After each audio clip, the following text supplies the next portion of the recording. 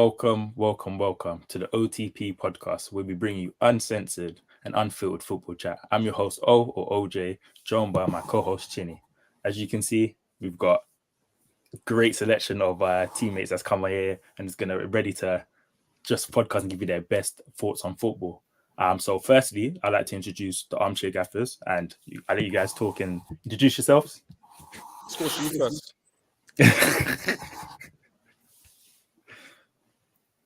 Where was Scorcher? Can you hear me? When he comes off mute. Oh, there we go. Scorcher, introduce us, please. He's gone, mate. Jeff. Guys, welcome to Off the Post podcast. I'm glad to be here today. My name is Jess, but those of you that know me as either Wrong and Strong or the Dragon Lord. If you guys like, what's that? I thought I had interjection. If you guys like level-headed football debates, then please head over to Armchair Gaffers. At the same time, if you like football terrorism, please come over to Armchair Gaffers. You will not be disappointed. That was a great intro. I won't lie. We also have the next guys we have as well is Eat, Drink, and Talk Football. Introduce yourself, guys. Yeah, I'm Mr. Brown, representing the Eat, Drink, and Talk Football podcast. Obviously, guys, thank you for having me on. Big up everyone inside. Scorcher, when he finally gets his shit sorted out. But yeah, man, happy to be here. Can't wait to get started. Looking forward to the pod, man. So I appreciate you guys for letting me on, man. Of course. I'll go next. My name is TJ, LE.TJ, as people know me. I am the honesty broker of football. I think that's the tag I'm going to go for now. The honesty broker of football. Mr. Outside the top six. Mr. I can see everything looking in, and I will give you the honest truth. Mr. Fringes. Mr. Live on the Fringes. Mr. Fringes. Mr. Villa through and through. Fair. Scorch, you're back. You're ready? You're on mute still. Man's mic, I'm not. Man's mic's not micing. The mic's not micing. I get left out still. All right, I'm gone. All right, and then my co-host, Chinny. How are you, bro? I'm good, man. I'm good. You know, we done our show the other day. Everything's looking good. Arsenal looking rosy. International break. Man, them are coming back. But today, while we're breaking, we got to get some of that Premier League all-time 11 in to see who's casting their votes. Do you know what I'm gonna say quickly? Yeah, I feel like everybody had a nickname. This is Wrong and Strong, this and that. Yeah, I'm the most. And I'm thinking, we ain't done none of that yet. So next time we need to come hard with time, bro, because I don't know. I'm just saying. But Chinny, if you wanna, obviously shout out to Mr. White, couldn't make it. He's still sick. So we obviously got a super co-host as well today for what we're doing. But Chinny, if you want to let them know the challenge we set. Yeah, man. So obviously everyone's here to discuss their Premier League 11 from the year 2000 up until present. Everyone was given a set of rules between the podcasts. So we have Eat, Drink, and Talk Football. We've got the Armchair Gaffers and we've got OTP. Everyone knows that the form can't be from any league. It can't be from when man were in the league, La Liga, Serie A. They had to be in the Prem from 2000 to 2023 and done their job there. Yeah. Everyone knew that, when they sent their teams in. See, senor. There were a couple some of the teams. I was ready to roast. Firstly, I think we should start with formation. Can we all agree it's a 4-3-3? Safest. There's only one formation in football. I don't know if you guys listen to rap music, but Nas himself even said this. Have you heard? Do you guys listen to Nas? Yeah. Have you heard the song "The Message"? Yeah. In The Message, he says there's one life, one love, and there can only be one king. That king he's talking about is 4-4-2. It's the king of football formations. And I'll tell you why. Because when it all boils down to it, when you're defending, you always go to two banks of four, regardless. Okay, it's the de facto formation of the world. Okay, you don't go into like a bank of three and then a five. You don't do that. It's 4-4-2. Believe me. What about sometimes don't you go into 3-1-6? When you're doing what? You taking that when you when you're playing thing ball. Thimble. You're playing the thimble. Thing ball. Thing ball. When you're playing theory ball, you might go to 3-1-6, but football, your shape is generally 2 banks of 4, like and then 2 more. So I think I hear it. I Sound definitely hear it. But I Plus, feel like real Sam Allardyce to me. plus I still listen. Allardyce, I'm getting on, but I still play Sunday football every Sunday, yeah. And everyone can play 4-4-2. Everyone. Pep plays 4-4-2 though. Sometimes. Unai Emery plays 4-4-2. I'm telling Yeah. you, bro. Simeone plays 4-4-2. I was about to say that. Ancelotti's playing a 4-4-2, albeit with a diamond. I'm telling you, guys. It's not just Sam Allardyce. That's the Yeah, but like before we get into the teams here, what I'm trying to say is, yeah, like the shape of football, yeah, it's like it's not really that shape. When you're attacking, good teams don't attack in that shape, anyways. Yeah, I'm talking about like how you set up, how you start, and then you do your fluidity. You start on the 4-4-2. Believe me, everybody does it. I heard that. I mean, our OTP's team is basically a 4-4-2 with a little striker dropping in. Yeah. I mean, everyone that sent their teams in, bar your team, was 4-3-3. They've never played ball. Everyone that's not mentioned has never played ball. I'm telling you. I'm saying everybody said it is the easiest to get everybody in. My team is can run 4-4-2. I saw your team. I saw your team. Austin run 4-4-2. Yeah. Which team? Because I don't know which one of your midfielders and all-timers is running into that in one of the positions. No, you see my all-timers list. You got to understand there's a player in there that covers the length of the pitch. Lucas Modric. No. Like, I think there's a guy in there, yeah, that does his thing at CB, does his thing at the 6, does his thing in the 8, does his thing in the 10, and will do a job in the 9. He will do a job. Who's talking about? Do we have to reveal the teams? Is it because I think everyone's watching needs to. Should we just reveal the teams, like everyone's team? Yeah, I think it makes sense. Yeah. All right, do you know what? I'm gonna start with Wrong and Strong. What was your team? What was your team that you had? My team, yeah. Like I said, guys, growing up as a Millwall fan, we had no choice but to play 4-4-2. In school, in our assemblies, they would sit us in a 4-4-2 formation.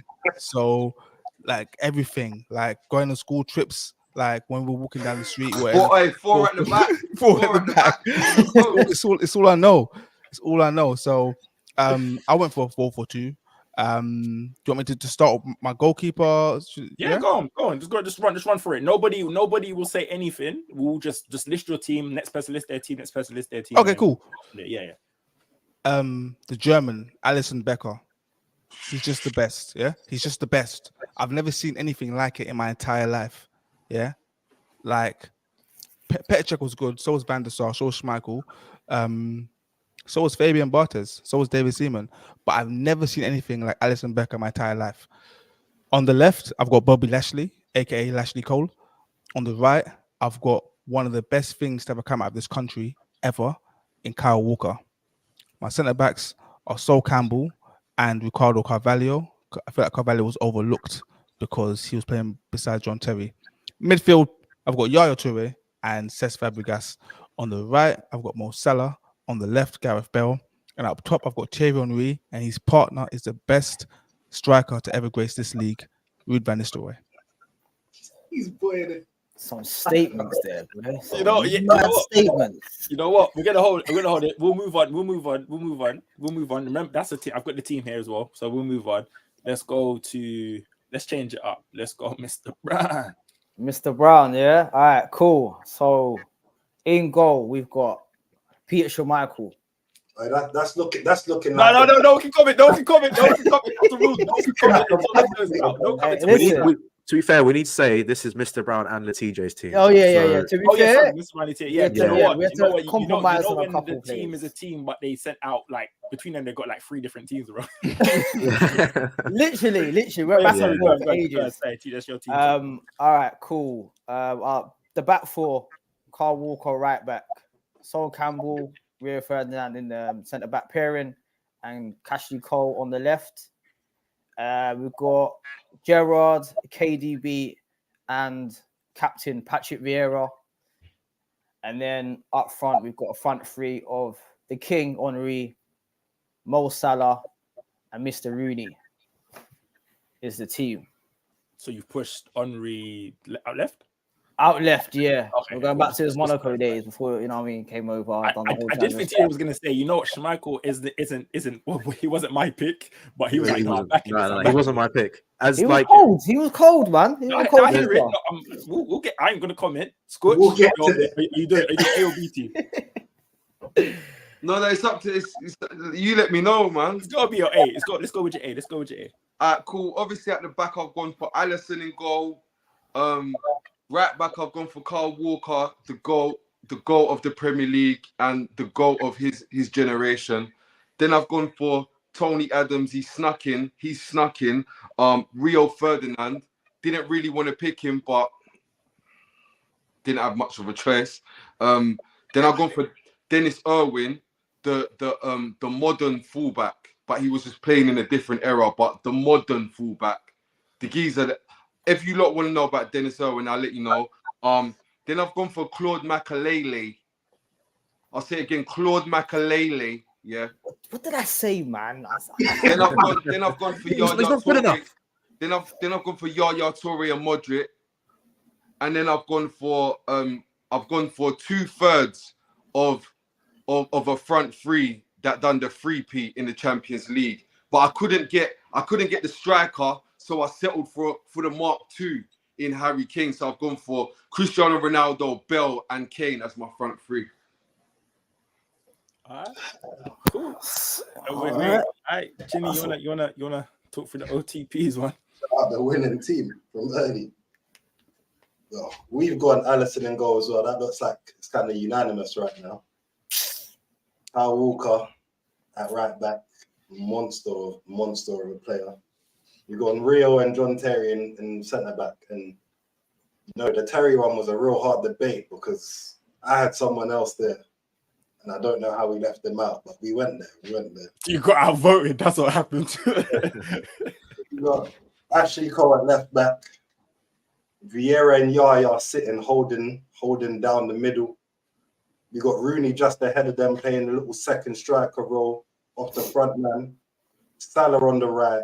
CR7 on the left, and Henry up top. But I'm just gonna say, I think our team cooks the two teams.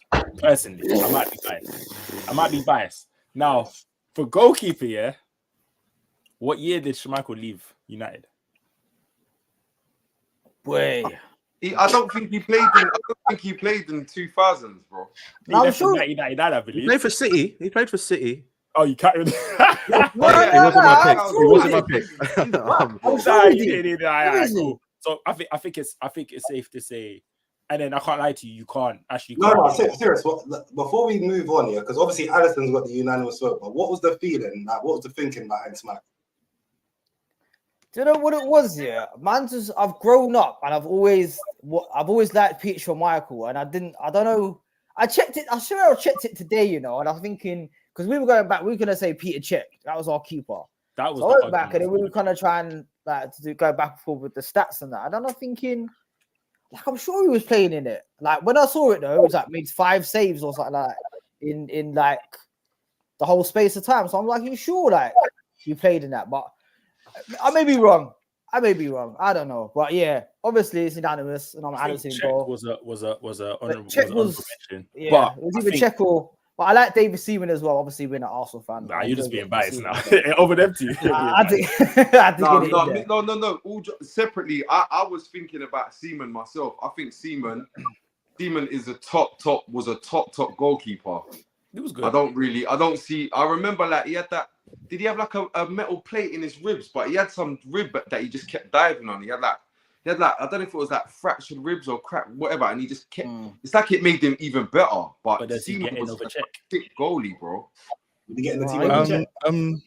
I'd maybe put him over Cech because I don't really remember. See that Cech guy when they said, "Oh yeah, man, that's Petr Cech. That's a guaranteed 10 more points a season, bro." I never saw Seaman looking like that. I didn't see that. I just didn't see it, bro. Just being honest. You know what? And since Seaman, we hadn't had a keeper of that caliber, really. We have. Like, Jens Lehmann. Lehmann. Oh, come on. Lehmann was never on Seaman's level. was Like, the best. Lehmann was good, but I think David Seaman was a better keeper. I will say though, we have checked the stats, and he left in Peter Schmeichel left in 1999 for United. All right, cool. So we could cook right now, but I think it's safe to say Addison's got the vote. Yeah, fair enough. So we start with Addison. I think I want to go to left back.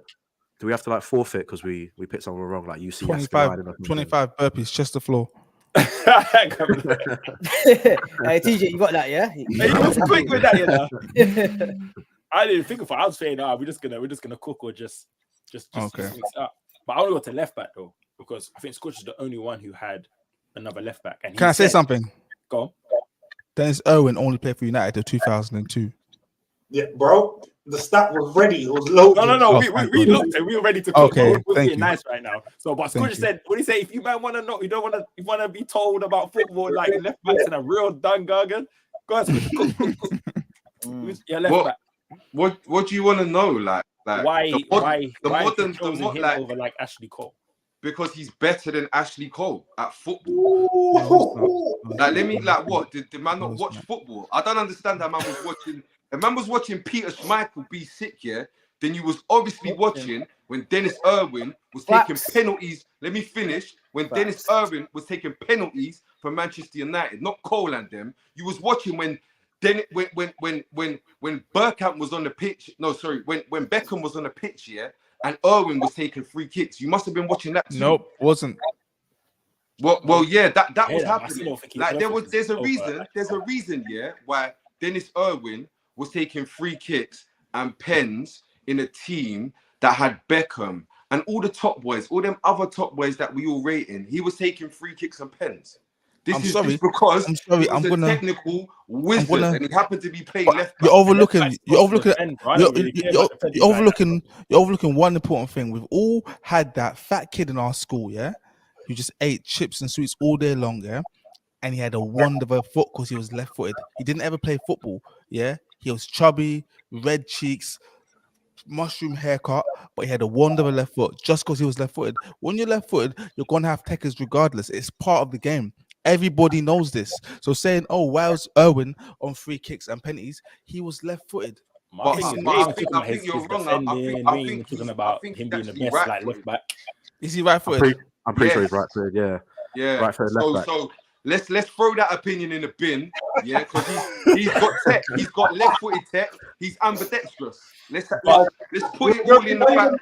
Yeah, man had the little comb over as well, you know. Man looked like an old man when he was playing. He defends well. You see the same thing that we rate Ashley Cole for winning the Champions League. Let's be real, that's the benchmark of a lot of ratings that went into that Chelsea team. It was all building up to that one moment. That's why John Terry don't get the full ratings that say Ashley Cole does, because he wasn't there in the final and he wasn't there in the semis, but Ashley Cole was, yeah. Irwin, he done the thing, and he also won all them. He also won all them trophies as well. Like Irwin isn't better than the guy from Liverpool, the Irish guy. No, Steve Cole is like arguably the best left back ever. Oh, better. Yeah, no, and so's Dennis And Irwin. when we talk about over a consistent period of time as well, it's not like he was there for Ashley Cole was there for one season and he was doing it at a high level for like consistent. Dennis Irwin was there Dennis Irwin was there for 12 years in one of the dynasties of the Premier League, my bro. Yeah, from yeah, but where was his best years? Was it from? I don't know, but listen to this. This is what I tell you. He won the treble in '99. He was a big deal, and he had two or three more seasons. I'm not sure how much more, but let's not pretend like he wasn't at the top of his game after that, because he probably was. Let's be real. He won the treble, and then the game was over. That was it. Yeah. Okay, so you lot want to pretend that you lot know that Dennis Irwin was popped down in 2000. No problem. He went to Wolves. I'm not saying that he went popping. No problem. Wolves is his team that he supported from a kid, by the way. After 2000, after that 99, 2000, and then 2000, United won the league in 2000. Then he left the next year. from 2000 to 2023, he weren't doing that. I'll take John Arisa over him as well. If we're talking about left back, I could take free kicks. Yeah. I'm taking John Arisa if I'm being real. I'm taking Gabriel Hintze. Sorry. Over him. Yeah, sorry, Sports. I can't condone this one. I think for the love of football. Everyone's got Rio at the back. Not me. I didn't really want to put Rio, to be honest with you. Neither did I. He's one of the ones you can't. I did like put him in the back. because I feel like we've always had this conversation, especially like about Carvalho really being the reason why John Terry is as great as he is, and like doing a lot of the dirty work and proving him as a player. So that definitely is an honorable mention. But I just felt like Terry had to be there over him. Why though? Why? I just, for me, I just felt like it made more sense to have Terry and Rio Ferdinand as a partnership in there. No, but why? You see, when people say John Terry, I'm saying why? Why does he need to be? Forget Carvalho. Why does John Terry need to be? Carvalho win the Champions League at Porto? What's that? Did Carvalho win the Champions League at Porto? Yeah. Yeah. 100%. Oh yeah, you're right. He did, didn't he? Yeah. So but forget Carvalho because we know he's better than Terry. We know that. But why does Terry need to be here? I like Terry because he was a solid defender. Right. He was a racist, and he would score goals as well. Like big goals. By the way, triple threat. And you know what else he does cold, Jess? You know what he does cold as gambling. Well? When his team need him to show all this quality that he's got, he slips in the Champions League final. And when his team are trying to pull off one of the greatest upsets of his club's history, he needs Alexis Sanchez in the back and gets a red card and doesn't play in the other one. That's what he brings to the table also. Let's remember that. But I just want to know what's he bringing to the table, why he needs to be here. That other man don't also bring defending. To the table. Great defending. I think as a besides the racism, as a leader as well, I think John Terry. No, but they go hand in hand. The racism and leadership, you can't have one without the other. So you gotta. Let's not take it personal with the racism. Nah, I hear it. And that's one of the reasons why a lot of people didn't really want to put John Terry in there. It's just like I don't like him because of it. But I hear it though. Hey, can I ask you, man, genuinely? See, when you man used to watch John Terry, yeah, like genuinely, like take the mute, like forget what you was listening to in the commentary, yeah. How many times was you lot watching John Terry and thinking to yourself in your own brain, oh my God, this is the best centre-back I'm watching here? Me personally, I didn't used to feel, you see, like and I'm not saying this person is the best, yeah, but you see, sometimes when I used to watch Virgil at times for, like, say, Liverpool, yeah, I used to think to myself, raw, he might, and I was thinking, raw, he might be the best. I don't know if he is the best, but I was thinking, raw, this is maybe the best. This is mad what I'm looking at. You see, when I used to watch John Terry, I just used to think I'm watching a good defender. True stories, you know, because I don't really rate Terry like that. I had to fight. I had soul in there. I had big soul and real. I didn't put him in my team anyways, but I do appreciate Terry as a player. Because yeah. I'm not saying, but it's like, why does he have to be here? Like, what's he bringing that's unique? Man, are talking about intangible things where he gets red cards and chops his teammates misses. Yeah, but he can't. Like, that's unique. Mad. Like, that's unique. Hey, that's a one of a kind. Like, I'm trying to, like, you got a thing. It's not coming together. Like, that's why Ashley Cole was greatness though, because Ashley Cole was going through scandals and he was turning up every Saturday. John was fucking Bridges. Yeah. And then when everyone found out, he kind of went on a bit of a decline. It only took a while for him to. I remember John Terry. He went through another scandal, and then he's putting his head in front of the ball for England and stuff, trying to earn the nation back.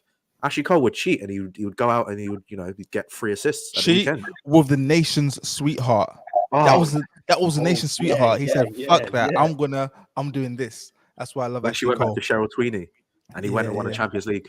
Yeah, exactly. Oh, he's a legend. He's a legend. By the way, he whacked his pen. By the way, I don't mind, but we have to agree. Well, Rio's got to stay there. Yeah, I think everybody put Rio bar one, right? Not me. I put Soul and Carvalho. Me personally, obviously, OJ, you heard I wanted Soul in there, innit?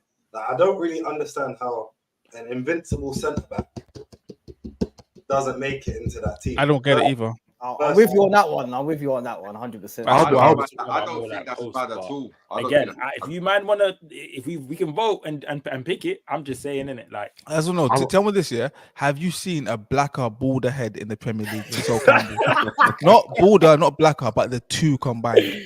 Come on, man. No, Jason Roberts is a. That's bad. That's bad. I'm just saying. I'll be real. Sol Campbell, I just had to kind of go with the flow. I'm too young to see Arsenal Sol Campbell. I saw Portsmouth Sol Campbell.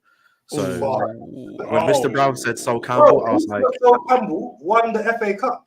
yeah, that's. I mean, he's Portsmouth Sol Campbell's still up there, but I kind of just had to let that. I was like, you know what? If you want to vote Sol Campbell, I'm taking Cavallo over. I'm taking Cavallo then for Terry personally. If that's over Terry. I don't understand. If we're voting, like, No, I vote for Carvalho to be a hipster, but for hear someone say it, it's a bit wild. No, but I'm saying, like, if we're talking about like what they've done and all that stuff, then I'm like, but personally, that was my two in it. So if you guys see stuff differently, then Big Sol can go in there. He did his thing at Spurs as well. You know, like, you gotta think. You don't forget. Yeah, he done it at Spurs too.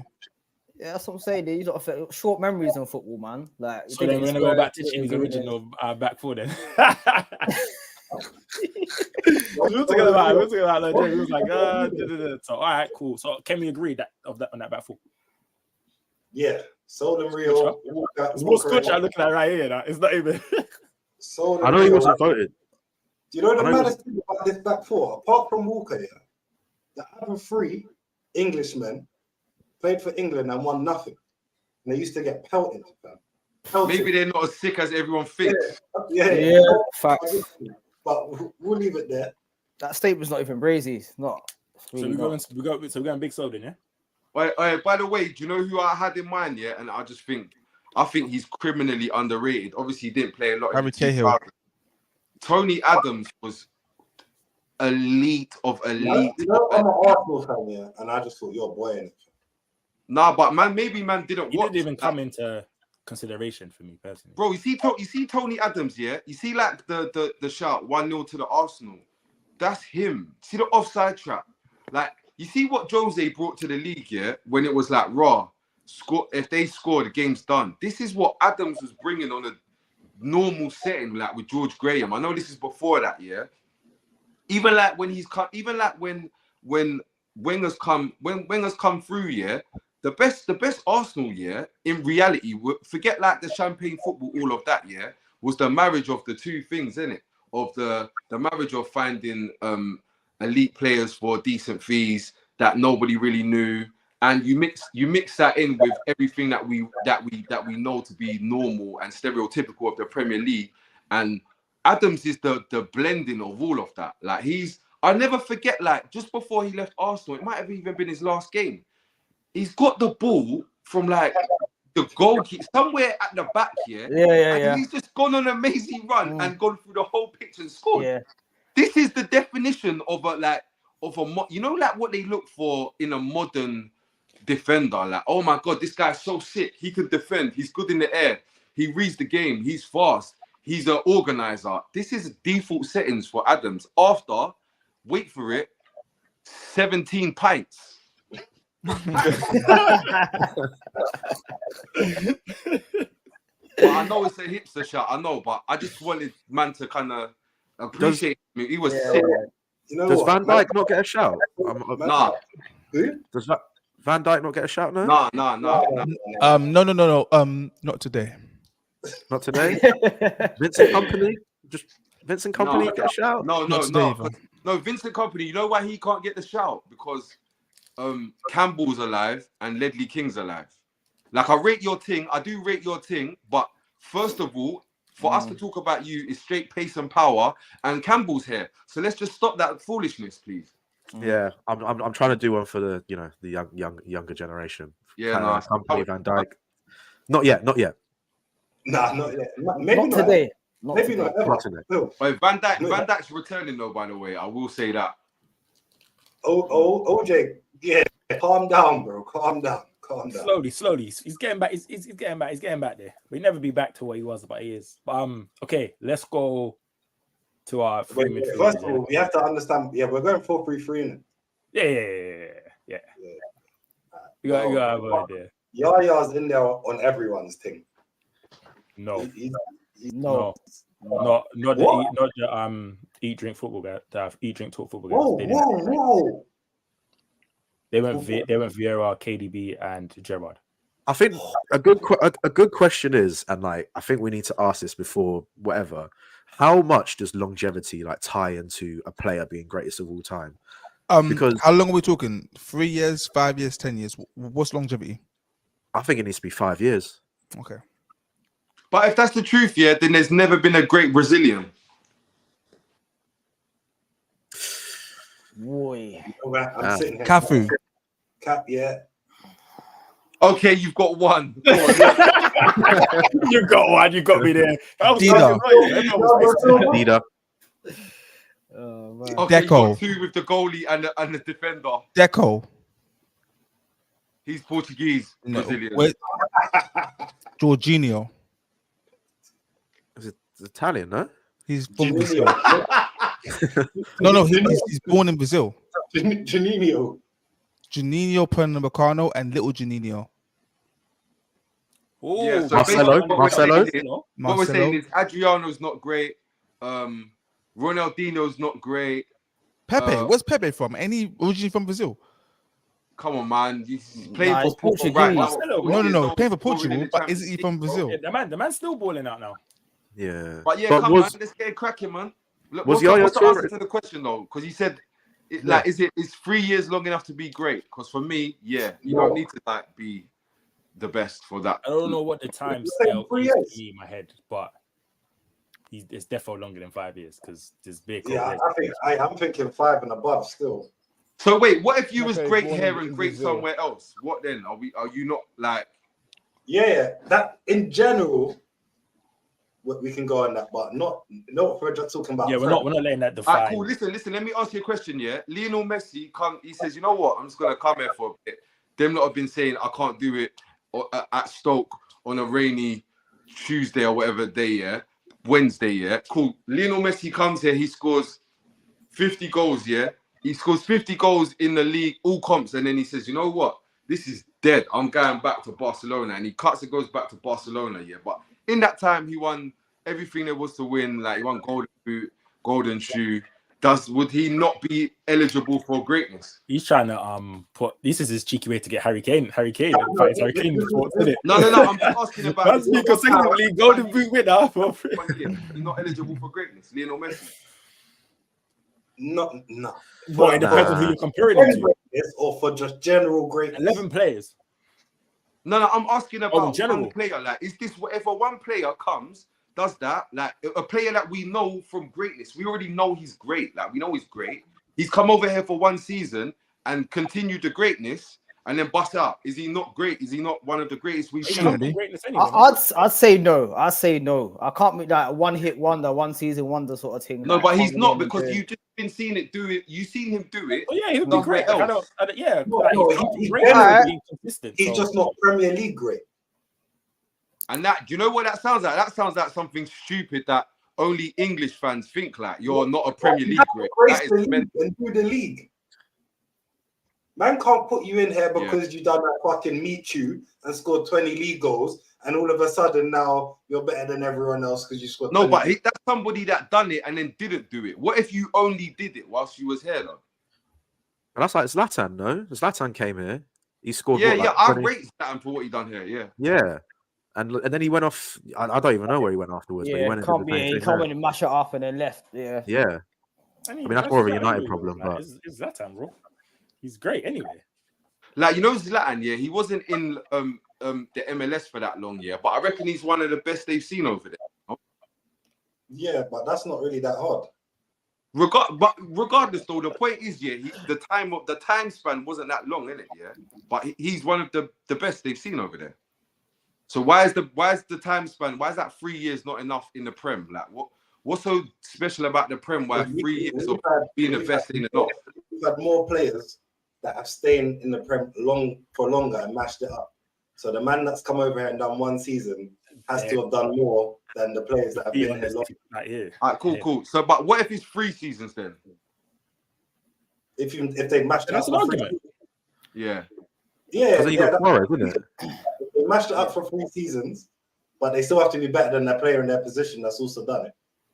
Yeah, of course. But that's the default though. That's the basics though. I can But hear you can't this is disregard your pre-argument before your argument. I see you. It's saying that for Harry Kane, bro. I'm telling you, the Harry Kane argument's coming. Why I don't need to speak about Harry Kane because he done it for a decade, lad. No, he's a one-season wonder. Remember? What? So what we got? So they went KDB, Gerrard, and Vieira, Patrick Vieira. I think that's the only right everyone's answer. got Vieira. Everyone's got Vieira. Yeah. No, I think- Oh, Kane's got Vieira. He's not rated. Neither have I. Neither have I. Torre and Modric. No, I've got a double pivot of Fabregas and Yaya. Now I'm basing this on this. Okay, we all remember what happened in 2008 when we had Fabregas and Flamini, and they bossed every single midfield, whether it be the San Siro or the Emirates. Wherever they went, they bossed every midfield. Little Fabregas, little Flamini. Okay, now imagine what would happen if you have little Fabregas and Uncle Yaya. The level is going to go through the roof. Believe me, Fabregas doesn't get his flowers because he's known as an Arsenal legend, but didn't win anything at Arsenal. Okay, he just happened to be there during the time, moved to the Emirates where things were just against us. Okay, Fabregas deserves his flowers. He's better than Gerrard, Scholes, Lampard, all your midfield icons. He's better than them. You're forgetting Fabregas is the one that replaced Vieira at Arsenal. That's why Vieira had to leave. You're forgetting that. Fabregas and Yaya is the only correct answer. Over to you. Honorable mention for me, but I went. Fabregas is an honourable mention for me too. It hurt me. He's after Zidane. He's probably my favourite player. And I'll be honest, I'm a little bit embarrassed to say this as an Arsenal fan. He didn't even make my shortlist. I'd completely forgot about Fabregas, but he mashed it up. Like when So do Arsenal fans actually call him a legend? Like, do you guys Yes, say? we do. Yes. Big Four. Big man was in the team from 16, mashing it up. No, I'm saying you guys. I've never heard like someone say, "Oh, he's a." So I don't know. That's what I'm asking. How can he be a club legend when he played for the team across the city? That don't mean a damn thing, man. I mean, like, he went Barca, came back, and then was like, "Oh, this is how you win a title." Do you know what? I think Arsenal fans kind of understood that though. We understood why he left and come back, and you know what I mean, and why he went Chelsea. We understood it. We gave him a blight. I think Fabregas is the only one that kind of got You give a legend a blight, yeah. Yeah. That is crazy, bro. Listen, I don't. Obviously, I clearly don't rate him that highly because I completely forgot about him. I'll be honest with you. I completely forgot about Fabregas. But again, this is childhood club. You know what I mean? I can understand it going there and then coming back. We had first dibs on him. We didn't want him. We moved on. It happens. But again, he went to Ops. He went to Ops and won this. And He done his thing, but I'm gonna hate on the guy. You know what I mean? I think most people in his shoes would have done the same. I don't know. I don't know if they would. I think with Fabregas, like, I remember that first game. I think it was like Burnley away, like the assist to the assist for Ivanovic. Oh, the instep. Oh, the instep. It come, and I remember just watching that, and Fabregas's mind must have just gone, oh, finally. His brain works. His brain works. He's on a different wave. When I saw that pass, because I'll be honest with you, because Cesc Fabregas is so sick, and he's like he embodies everything Arsenal. Like, he gets it, you know. Like, he's a foreigner that gets it, Like, I was kind of not like hoping that he doesn't do good, but I'm not a fan of his. You know what I'm saying? Like, I dislike him. You get me? And when I saw that pass, it was in the rain, I think, as well. It was drizzling. I said, "Oh no, he's gonna bring the pain." He got what, like 15 assists that season or something? He like broke the record for assists. Oh my god! And I think he's one of 8 as well that's got 4 assists in one game or something like that. I think do you know when I knew Fabregas was sick? When he grew some pace and decided to run through Tottenham's team. Yeah, that was a game. You're on a different team still because you ain't got no pace. You can't dribble. Man was gone. But you're doing some things here. I knew he was different still. That's the La Masia in him. On a different note, Fabregas or David Silva? You know what? It's a tough question. There, I think I got them. David Silva, he was. Yeah, we were back and forth about David Silva. Still, we were back and forth with him for a minute. But yeah, I got Santi Cazorla Thank above David Silva. That's because I watch football with my own eyes and don't. I've got Santi listen to other Cazorla. people tell me who's the best. As a player, I've got Santi above majority of people in football. It's just that he's just been unfortunate with how his career has panned out in terms of winning stuff and being able to be in the best possible teams. But I don't know if I got him over David Silva though. Nah, But he is never. up. Yeah. Santi, What can I ask you lot? What's the game? What's the David Silva game that what you lot are quite short? Like you lot are like, oh my god, that was when I was David Silva. Like when was that? I was never that.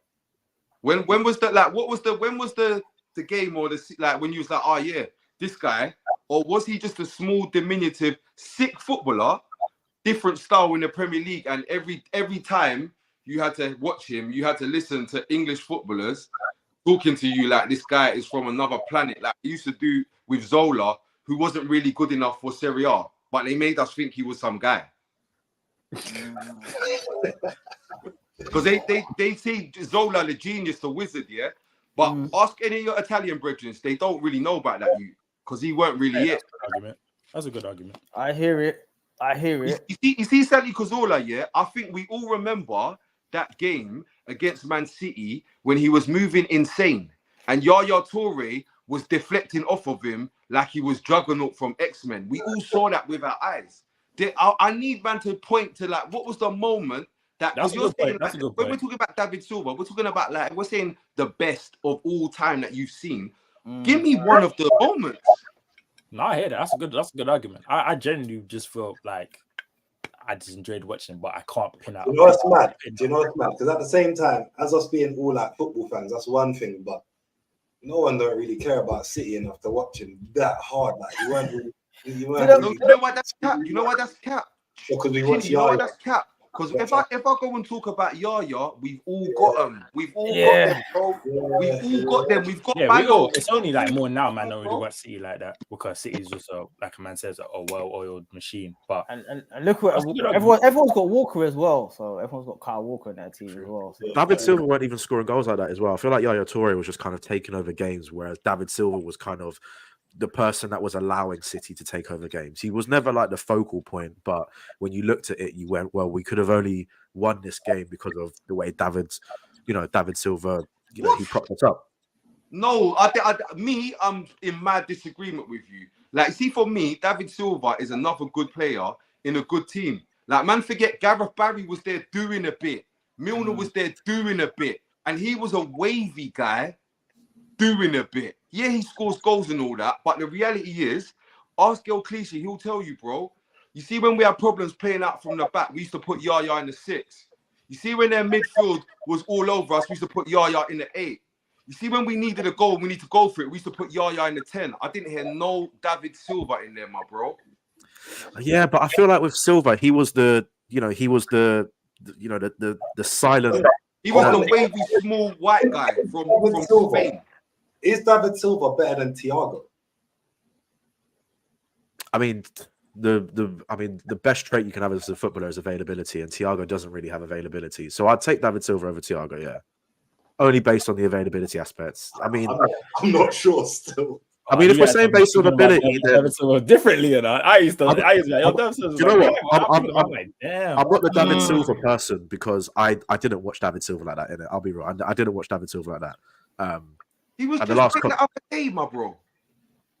Huh? You just there's nothing there, bro. It's just a lot of football, bro. Like that's it. The sick footballer. That's it. It's cool. You don't have to. You're sick. You're a sick guy. Just not the best ever. Like no, I don't rate David Silva. Like I put David Silva in like somewhere like Nasri and then along the same kind of. Whoa. You're not rating Samir, bro. No, Samir's a top boy, but he's a flawed human being, bro. That's a flawed human being. I hear it. No, I can't let you. That was a little while. I was agreeing with everything, and I was hearing the arguments, but that one was a little while. Is there a shout though for KDB being the best of all time? Fuck off. Why? I can. Fuck. Like, Why? I'm not. Why? I'm not Why? Why? There's an argument to be had about. It's him not. being It's in the not. An conversation. argument. Why? Why though? Why? Wait, of all time in the Prem, The best player of all Midfielder. time. of Midfielder. all time or the Prem? Prem. Sorry, yeah. You talking about the Prem? Nah, bro. Why? No, I said no. Listen, As like an 8, a 10? As a midfielder, as a pure midfielder. No, because he can't pure midfield backwards.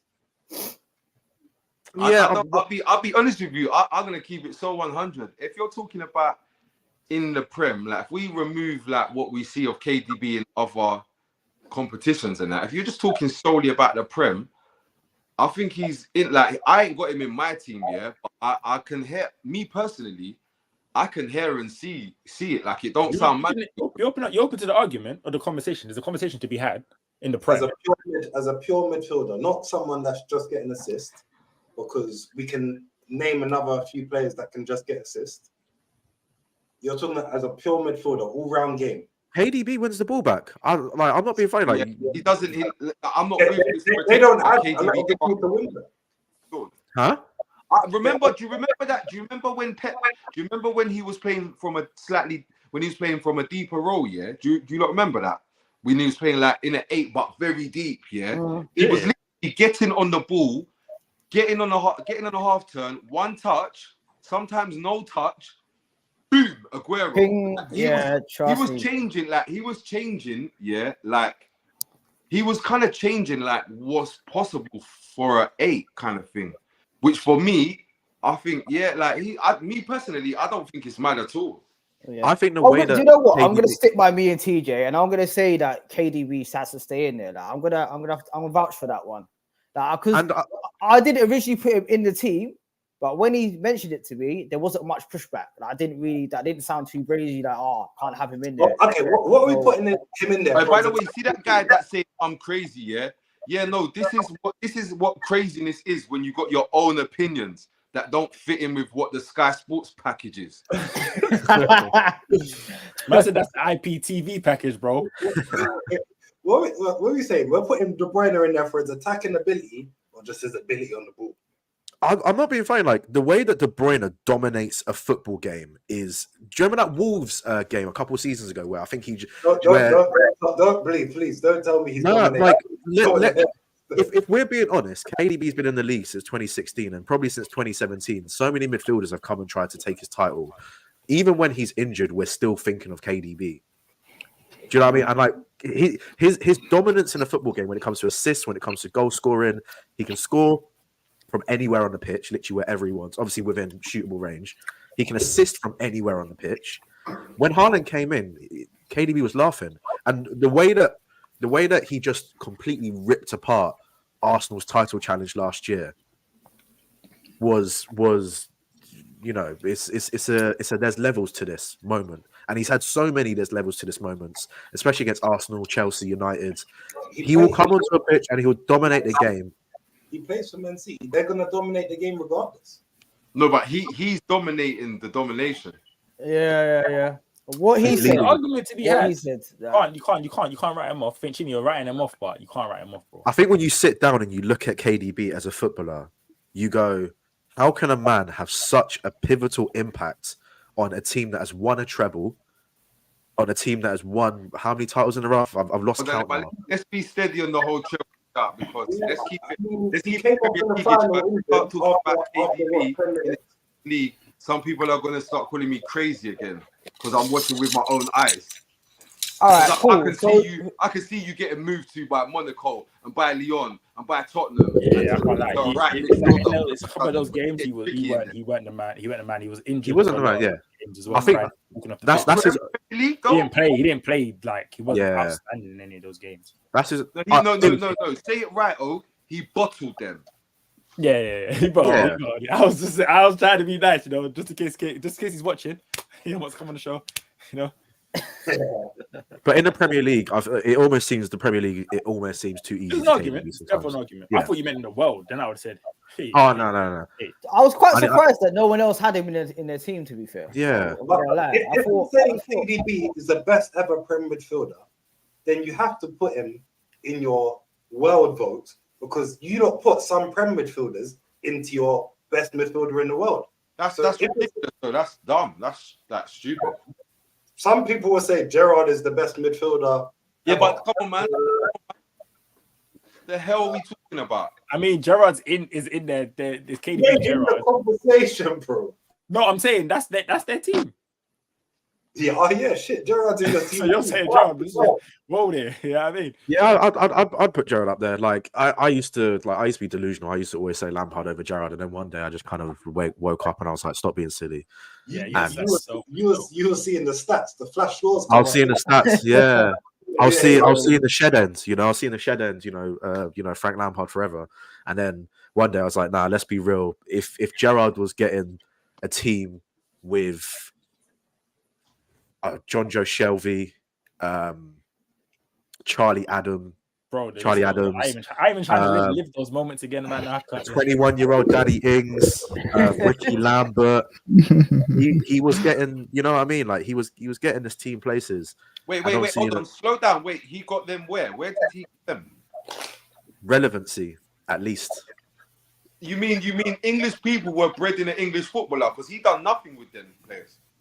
I mean, he came back in 2015. There was a title push of some sort. But there not was with a title them. push. I mean, the centre backs at that time. I can't remember who their centre backs were, but the defense at that time was slightly lacking. Bro, it was SAS. Let's we're conflating some shit. We also was playing what's his name? Flanagan at left back and everything there. So that's what I'm saying. What did John Joe Shelvey and Mignolet in goal, wasn't it? Title charge of Mignolet, like Brazy. Yeah, no, Jurgen Klopp took Mignolet. No, Jurgen Klopp did all right. He took Mignolet to like a Europa final or something like that. Yeah, the Mignolet Karius universe confuses me, to be honest. I can't really remember. He did do that, but there's still an argument there. But to choose our midfield, though, we can't. But I'm saying we can't rate Gerrard for doing nothing with nothing players. That's crazy. That doesn't. What? I mean, like he played with some crap players and done nothing. Played with Spearing. Not to be in this top 3 midfield. I don't think so, personally. No, but Vieira got in there a few twice, and Yaya Toure got in there twice, I think. So what? We're disagreeing on the last one now. Is that what we're saying? We've got Rooney as our 10. That's crazy. Scorch. Whoa, it's crazy. What Rooney is like? I think if you're putting Rooney in like the team, he needs to be at where Rooney was firing most. That's what that like 06 to 09 Rooney. Well, the good thing about our team is we can switch it up and go into a 4-4-2. You go to a 4-4-2. You guys just moving the goalpost now. That's slide tackle. Yep. You know what I'm saying? So, I didn't put Rooney in my team. That's a bit wild. By the way, I just wanted to say there's one person, that there's 2 people, and they kind of go hand in hand, But Claude Makelele is kind of I get it, like there's not a DM, but like in you lot sing. But if you want to talk about football, this guy he rewrote what tactically football is in the Premier League. One man, they named the team after him. So that's one reason. And he was sick, by the way. He like Zidane cried when he lost him. He said, "Oh my God, they've taken the engine out the car." Quote. Sentence, But anyway, Makelele, he could have easily made this team because you won't find a better DM than him. Facts, But also as well, do you know who I think it's insane? Like he's quite clearly, for me, there's 2 people that, and it's maybe like the team makeup and it's why he's unlucky to get in there. But for me, the 2 best midfielders that I've seen in the Prem, is Yaya and the other one's Kante, bro. Because he made me reimagine like what a defensive midfielder is. Because before him, a defensive midfielder sits in front of the back 4. Kante took winning the ball back. You see the freedom that a number 10 has here. Go here, go there, link up, do what you want to create for us, bro. He was going where he wanted to go and win the ball back, and then on top of it, he had quality with it. You get me? And he didn't leave no holes in the team as well. He makes 4-4-2 look like 4-3-3. Do you know the maddest thing? Oh, didn't me, you, and Mr. White have this convo about what is Kante? And I was like, bro, he's a DM. Man are telling me he's an 8. I was like, what? He's not a He's DM. more than one thing though. He's not a DM. He's a DM, bro. He's a different. He's a 5, whatever that is. He's just there. He's a DM. No, he's like, I hear that. He's a bit of everything, bro. yeah, he's He's just there.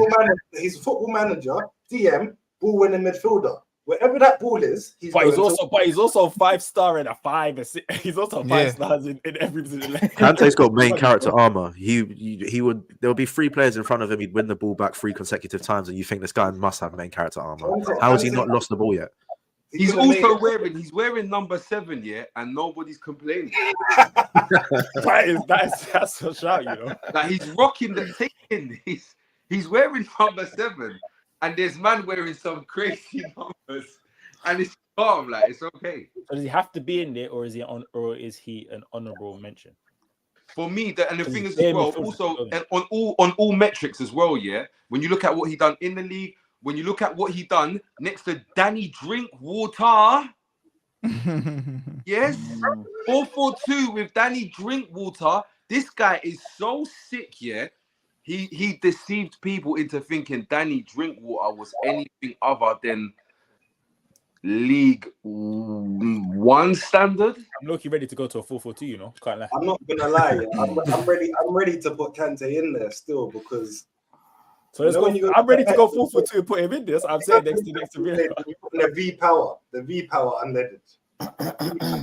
That's what he had. I'm ready to put. I'll put Kante in there. So that's one that I would put in there. I'm happy with Kante. I'm happy with Kante. He's got a UCL as well. 2 Premier Leagues, UCL, and in a short space of time. So we're going him and Vieira. He does with Leicester, bro. I can't go against him. Wait, Vieira and who? No, I'm saying are we keeping Vieira? One second. Guys, I know we like Patrick Vieira bare, but let's stop being silly. He can't chat to Yaya Toure, bro. Let's stop being crazy. Do you remember when he let the ball come across his body and he side left-footed it into the top corner? Like that's a normal thing. That's not the real thing. If that goes in on Ultimate Teams, you get a bit vexed and want to smash your pad and say, this game's fake. This game's fake. When you see Yaya's goals, when they happen on FIFA, you say, I hate this game. This game's fake. Nah, I hear it. Kante Yaya as a 2. No. Undefeated. I'm only allowing that is if we can play Rooney in that camera to switch up. Second striker, bro. Yeah. That's what I'm saying. We can switch it up. You lot are trying to put Rooney as the 9. They're killing. A bit childish. Rooney can't go as the 9. Come on. Wrong, what are you saying? He can. I'll put Rooney as 9. I think Rooney and Kyle Walker are the 2 best English players of all time. Better than Bobby Charlton, God rest his soul. Better than Scholes, because I don't think Scholes was even good. I think Scholes and Bruno Fernandes are the same person. Better than Steven Gerrard. He's playing it. I mean, that's a crazy comparison, but I do think Scholes is a little overrated. What I mean by that, yeah, and I'm going to bring up this agenda whenever I get a chance because I don't have much going on in my life, so why not? Yeah. If you look at what Scholes thrived at, yeah, it was just clarting it. Like what's his name said the other day, Peter Drury. He just clarts it. Yeah? Whether it's from deep, yeah, out wide, he's just gonna clart it out wide. Edge of the box, like against Barcelona, yeah, he's just gonna clart it, yeah. Bruno Fernandes for me is a millennial Paul Scholes. Believe me, just with a bad attitude. It's like, have you not seen that film? You're a bit young, TJ, but remember Arnold Schwarzenegger, Danny DeVito, twins, yeah? One had the good genes, one had the bad genes. Paul Scholes is Arnie, yeah. What was that called? Twins or something? Was it twins? Twins? Yeah. And then Fernandes is DeVito. They're the same thing. They just look different, but they're gonna give you the same essentially. So I don't rate Scholes. If I rate Scholes, I have to rate Bruno Fernandes because they do the same thing. But yeah, I think you got to have Rooney in that team. I didn't put him in mind. I don't know how I forgot that because I think with Rooney, it's like an extra man. You got another right back, another left back, another midfielder, another striker, another centre back, and another goalkeeper. So yeah, and you know what as well, Jess? You know what Rooney is as well? He's clutch. He's clutch. Because as well, like you know when I said, nah, this guy, he's tapped. They were like, oh, what are you gonna do now? Because Rooney, he can't play like a 9, and he's never scored a header. He said, "Oh, right, you don't think I can't?" He said, "One set, let me just go and score bare headers. Like, just up until now, all these years, I just hadn't thought about doing headers. But now you made me think about it." Hair transplant Rooney. That was a character. That was another character. No, the one right before the transplant, yeah, in the white Aeon kit or red Aeon kit with the white collar, yeah. The Man City overhead Rooney kick is the hardest, bro. What show did Rooney have again? Street soccer. We're really street striker. Yeah, that show. Wayne Rooney was wearing bootleg jeans and Astro shoes. He was wearing some mad hoodie. Taking one touch and I'm hitting it in the skip, for easy. As a Villa fan, Rooney was obviously at that time. We weren't the Villa that we are today, but huh? Where?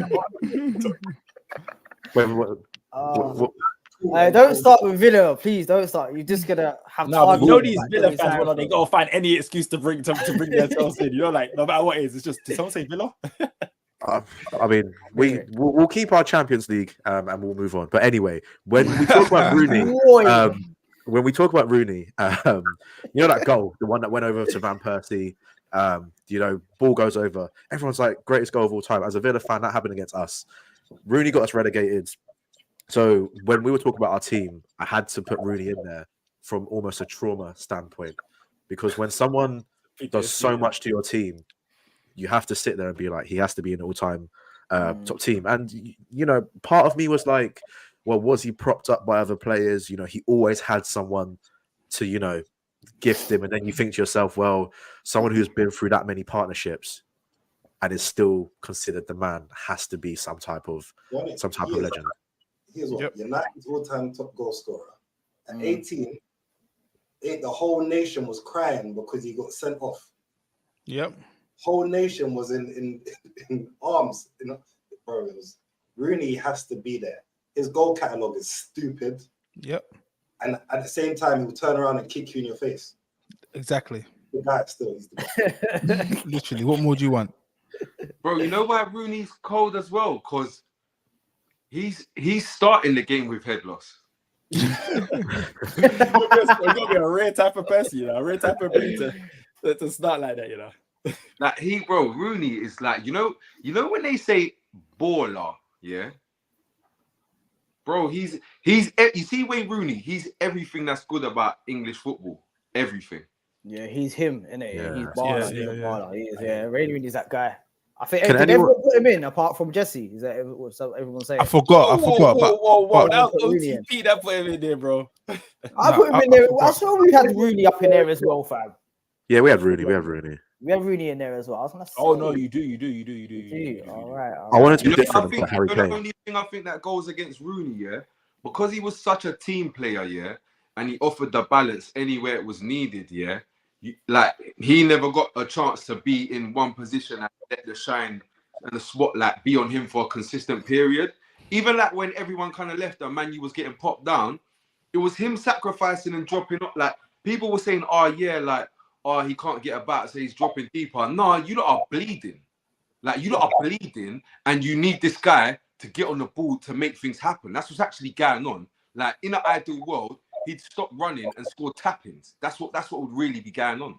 You get me? But I think, because of that, he might not have ever really got a chance to like truly shine in one position for you to say, he's the greatest at that.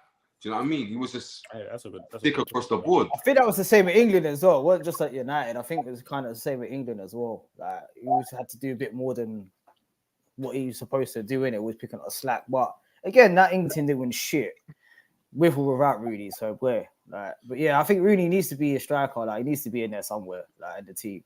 Yeah, the man was wearing number 8 and he done a bit in goal. Like, so my question: are we going to the 4-4-2?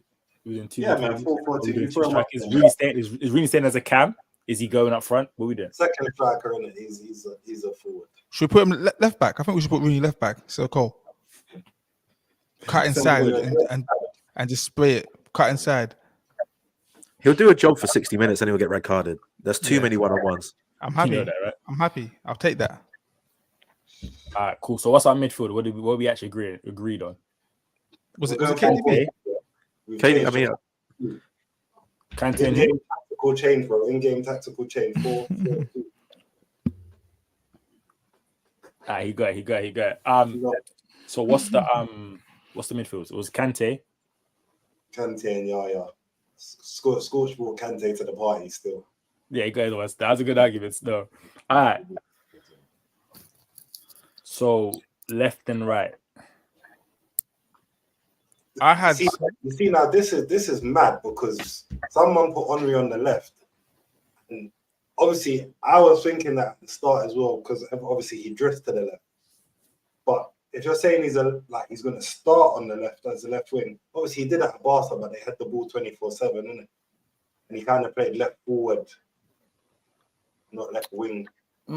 But with this team that we're building, though, we're always going to have the ball. We're always It's 2018 Liverpool. They're not left. They're not wingers. They're forwards. Everyone just attacks. Right F, bro. But he can, come across, come inside. He could do it all inside the box, tap in. It don't matter if he comes from the left or the right or the middle. Does it all. I will say though, on the right, he's got to be in the team somewhere. everybody had Salah, bar one. Scorcher. Sorry, I mean hipster. You just have Bell, right? Yeah, that's for me. Bell is like, have you seen anything like Bell? On the left, no. Bell is. I don't. Do I need to explain? I'm sure you lot have all got your own Bell memories, and I say that in a team. He did it in a team when it was he was getting the ball and just doing stuff. Not, oh my God, some sick guy's done some sick thing. And now Bell's got this no, he's running the whole way through the pitch and whacking it. Or he's picking the ball up towards the back end, yeah? Tottenham needs something. There's not, Gareth Bell's going to shoot on his right foot from 25 yards. This is normal in the 89th minute. I don't know if man has seen that. People will talk about Salah, but let's be real, it's Salah, Mane, and Firmino. It's Bell. It's Bell. It's just Bell. Well, you say that, but Salah's still doing it now by himself, essentially. No. Salah's getting output. GA. Gareth Bell went through a long period of doing the damn thing, impressing us, entertaining us, stunning us. When Bell was doing it, did you not put him at number 10? He went number 10 under AVB. Bell only went number 10 under AVB. He played left back, left mid, and then he went number 10 for one season. Oh, do you know what season he went number 10? The season he was busting out on some gal. One more year, and we're gonna run the price up. Show us the stuff, and then he. So we're putting him we're putting him as a left wing then, not a right winger, because that's where he played. Yeah. But the only thing is, you saw he's against Ronaldo. The right winger though. Huh? Scorch is saying Bell. Let's just say it's one of the wingers. The other options are Salah, CR7, and Henry is on one of the wings. I personally think Henry's got to go through the middle. He's got to be the striker in it. But I think Salah versus Bale is on pitch kind of physical and technical dominance versus just pure skill and quality. I think what you said about Salah had Firmino and Mane, and yeah, because he had them, they went and won a Champions League. They got to another Champions League final. They won the Premier. They're the only team in this Pep era to be able to dethrone Pep Guardiola. So it is. Do you know what I mean? If Bale had two other players like that, would he have? Wait, but Salah lost the Champions League final to Bell. Yeah, but it's Madrid. To Real Madrid, not to Bell. Real Madrid. Right. Because I said, I hear it, but you have to you took a night. Or if anything, I could have the same argument and say they won it because they carry us. That argument doesn't stand for me. It wasn't Bell. And if we're talking Prem as well, Bale did Bell score? yeah. Did Salah start the game and not complete the game? Because he got injured. Yeah. Did he get injured? Come off. Yeah. Yeah. But in that first 10 minutes, they were on Real Madrid was on smoke. They were getting smoked, bro. You know, in that first 10 minutes, we did talk about Salah game score? like Salah's importance in that game for the first 10 minutes. Real Madrid could not get out of their half until he got injured, and then it was smooth sailing. So if you talk about impact on game and what Salah makes, how important Salah is as a player and what he can do. And when they buck them again, It's another game that they had one shot on target goal that Liverpool should have won. but Salah though, Should have scored. right? He biz. What does Gaff Bell do when he gets into the? But my question is, you're talking about, this is the exact argument why Bell's not in there, because you're talking about Real Madrid Bell. We're talking about Premier League. No, fair play. I already told So you. your examples are. I already told you what he does in the Premier League. We all remember, like we all saw him go for 100 M's. Yeah, but he's not playing over. Yeah, for me, not over Salah, not over Henry if he goes out wide, not over. Like, I'm thinking. Well, first of all, I'm putting Salah on the right, innit? And there's not much competition on the right as to who else would go there. By the way, he's lucky that Steve McManaman played in the 90s. Yeah, just let that be known. Let that be known. So I don't think on left, yeah, like my honorable mentions in general was in this team as well was like people like Hazard, honorable mention. Mm-hmm. But I feel like Bell. CR7. No. CR7 is my winger. So I'm saying like he's not playing over him, but I'm saying honorable mention. So Bell would be an honorable mention in this case, but not over Ronaldo. I think my heart goes for Hazard, but my head goes with Salah. Because Salah's obviously Hazard at left wing over CR7. no, right wing. Sorry, right wing. Hazard at right wing. Hazard, I'm saying honorable. I'm just throwing out honorable mentions. For me, it's Ronaldo, Salah, and then you've got Henry through the middle, or you got Henry and Rooney. However you actually want to work this out. I think there's a conversation for Hazard though. There's a real conversation for Hazard because he came and he transitions that Chelsea team into, you know, the right. We're gonna now be champions again. When Hazard joined Chelsea, there wasn't really, you know, much going on, and then he came in, and for 2-3 years he was unplayable, completely unplayable. You know what? I hear what you're saying. Yeah, you're saying Hazard came in and he transitioned. So they won the Champions League. Then he comes in. He's there for a significant period of time with lots of great managers and good teams and that. Then he leaves, and then they win the Champions League again. I'm trying to see what.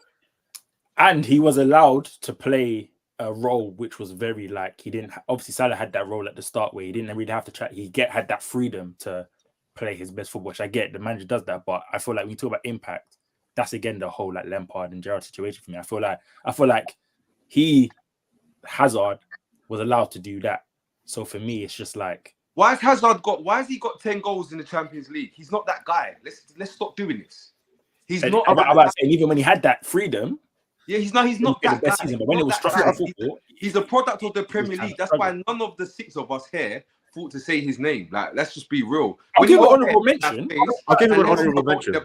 They made us think the thickest, but he's not, bro. It's just that simple. But before we ended up with CR7 on our left wing, it was Hazard, and that was because that wasn't my pick, by the way. But the team picked Hazard, and that was because they just enjoyed watching him.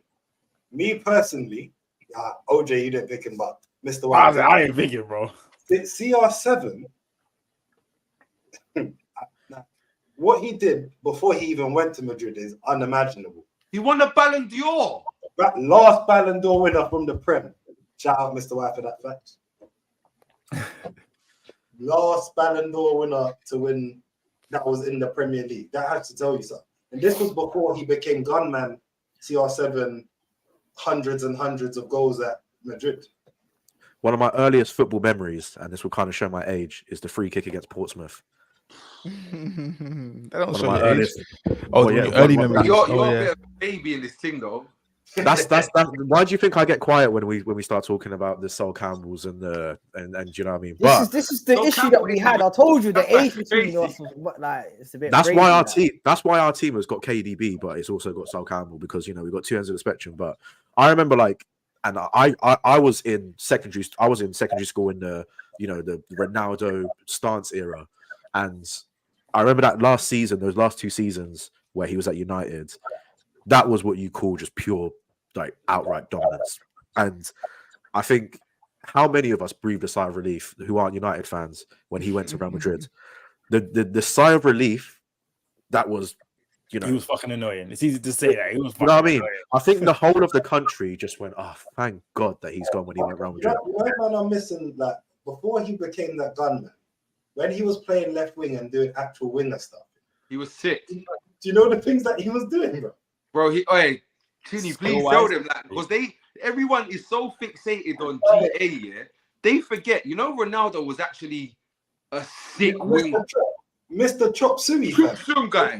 Listen, Mr. Chop Suey, he was doing stupid. The step over that way thing. when you had the little blonde hair, bro. Listen. Nah, remember we played against United. And he had Justin Hoyt in the corner doing a mad lead affair. And Clichy. Yeah, he was doing a massive. Sad. He was different, man. Still. By the way, hold on, because he's one of the few people I've seen pattern Ronaldo.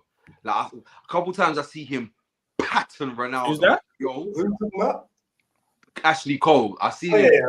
Ashley had. Bro, the only man. He done him. Ashley Cole was clams. I think that's Ashley Cole's best trait is he was clams. You come up against Ashley Cole, and he's gonna defend. He will defend, and that's why he's our left back, Scorch. No, yeah, good stuff. But it's cool though because your Kante argument sell off, bro. That was a good argument. But I think it's safe to say that the front three has to be. CR7 has to. I feel like because he got the Kante team, we didn't give him the Bell team. I think that's kind of something to do. What you think Bell should have been in there? Do you know what? After I heard the argument, do you know what? Bell was on my short list, but again, my Arsenal head came on. I was like, "Fuck, Bell, I ain't putting him in there." But again, I hear it. But over CR7 or over who though? Yeah, probably not. You see, I was putting Perez in there before Gareth. That's not even a bias thing. Again, I mentioned Perez as well. I mentioned I think Will Tord as well. But again, I know. Oh, bro. Man said Perez. I was like, man said, come on, man. I know. Does Giggsy get a shout? No, not even. No. Wow, no Giggs. No, because you know what it is. You know what it is. People don't like honorable mention, but he's crap. He's meaty. Listen to this. He plays CM. He's meaty. Giggs is meaty. He's not all that. Do you know what though? He was running bare fast. He took his top off one time. He's left footed. He's had cool hair. All these things make you think he's these, but he's not these. He's crap. Should I be real, right? Mr. Brown with his brother's wife for like 8 years as well. Yeah, an awful person as well. He's also another flawed human being. But Mr. Brown, Mr. Brown was like, "Oh, I'm going to put Giggs in there," and I said what you said, Scorch. I was like, "Meaty, not the good player that we thought he'd be." And I looked at his stats; they're crap. He had a goal or assist every other game. No. In the Prem, you're deluded. You're deluded. He had a goal or assist every other game in the Prem over 600 games. No, so what? He's got 300 GA. Yeah, around that. I think it was peaking like 280, 290 GA. Look up. Sleep on the man with the heavy chest. Hey, let me check this out, though, man. Don't sleep on the man with the heavy chest. I check that still, bro. I saw it and I went. Mr. White, check that real quick because I know you're watching. I saw it. And I was like, how much GA? You can't. He had 109 goals, 162 assists. Ryan Giggs has got 114 goals for Manchester United. Leave me alone. And the man played 672 games. Leave me alone. He's terrible. He's an awful footballer. Wait, He's an awfully meaty footballer. He's do you know what he is? He's a notch above Lee Sharp. I don't think he was shit. No, he was. He's meaty. Weren't like the Man United fans made him out like he was top. She said Blue Sharp, bro. He's meaty. Exceptionally meaty. Goal or assist every 2.3 games. He's not better than Ljungberg. He's not. I think the eye test didn't really do Giggs a lot of favors because he really was a pure left midfielder. He was a rich man's Chris Brunt, if we will, a very rich man's Chris Brunt. No, he's not got a left foot like Chris. We're going mad. Like, we talk about players like Chris Brunt and everything. That's not just players, you know. When we're talking about tens, I want to please talk, bro, because man are talking like Chris Brunt hasn't got Thor's hammer, Mjolnir. But nothing else. That's the thing. He has nothing else. No, you're right. But Giggs, I mean, a goal or assist every 2.3 games. Like I saw it. I'm not seeing it. I'm seeing 672 games, yeah, and 114 goals. That's what I'm seeing. I've got his Premier League records is 632 appearances, 109 goals, 162 assists. Wait, how many? How many assists?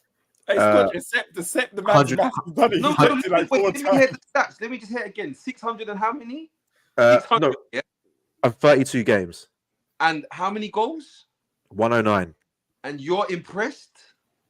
Hey, I'm playing devil's advocate right now. A goal or assist every 2.3 games. I mean, if you were buying a player off those stats, you'd think, I'm signing somebody that's going to get me some goals and assists. Why are we talking about him before we're talking about Heung-min Son? I'm not putting in because he's got 13 Premier League titles? 14 Premier League titles? Team, but Son scored a lot more goals than him. Son's never won a trophy at the team he plays at. What do you want him to do? Do you want him to be part of a team or? Kane, Son, and Bale was a front three and they didn't win nothing. But they scored the most goals in a front three. Oh, that's a good argument considering it's good for Bale and Harry Kane. To be fair, yeah. No, wait. Sorry, let me stun you lot. You see how you lot are talking about it? You know the most goals scored by a front three in the Premier League is Bale, Son, and Kane in a season. Where did that get them? Yeah. Yes. It didn't get them nowhere. But can you do more than that though, as a front three? You know, I didn't know that. Still, I didn't know that. Yeah, wait.